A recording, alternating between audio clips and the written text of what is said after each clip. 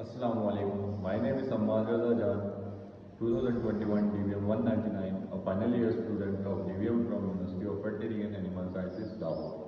Today I am going to discuss a case of congenital covernasal shunts in a bull. A 3-year-old Angus bull weighing 817 kg was evaluated at Irvine University.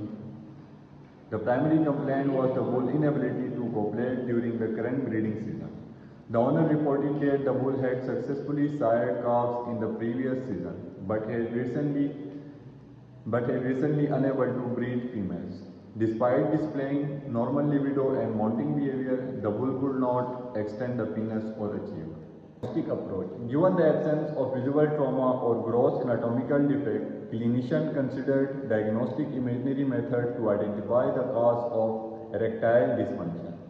Test breeding used to confirm erection failure but not determine causes. Cavernosography, radiographic imaging of the CCP. Cavernosum corpus penis following contrast injection to detect abnormal vesicular correction or leaks. Cavernosography procedure. The bull was fasted for 24 hours to minimize bloating during recumbency.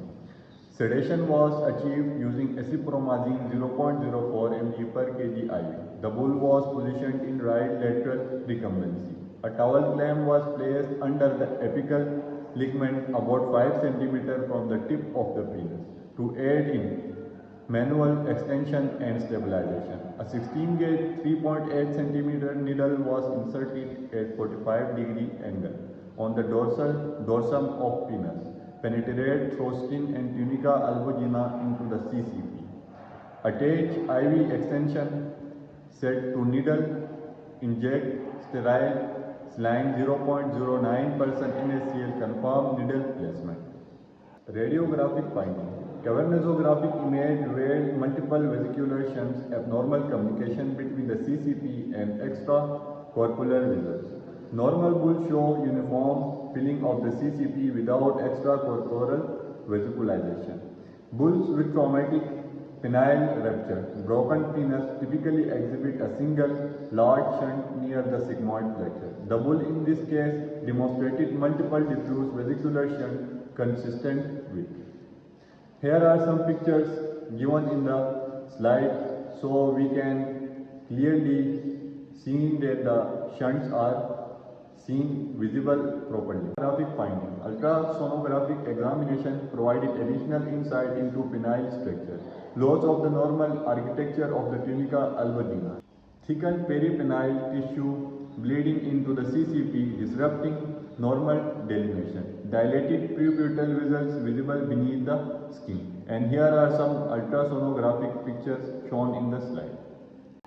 Discussion pathophysiology. Erectile dysfunction in bulls often results from failure to maintain adequate intracavernosal pressures within the CCP.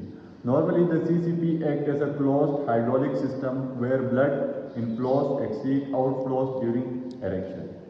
If vesicular communication shunts exist between the CCP and external vesiculture, blood escapes before sufficient pressure builds, resulting in incomplete erection. Diagnostic imaging consideration. Cavernosography provides rapid visualization of CCP integrity and shunt location. Best performed within 60 seconds after contrast injection due to rapid clearance of contrast medium. Bulls may be restrained in standing or recumbent position. Right lateral recumbency on a tilt table is ideal. Ultrasonography offers real-time assessment but is less specific for shunt identification. And clinical recommendation. Given the extensive nature of the vesicular shunt, surgical correction was not feasible. Also, congenital origin was suspected. Trauma-induced etiology could not be excluded. The clinician concluded that the bull should not be used for natural breeding to avoid passing on a potential congenital defect or due to functional importance.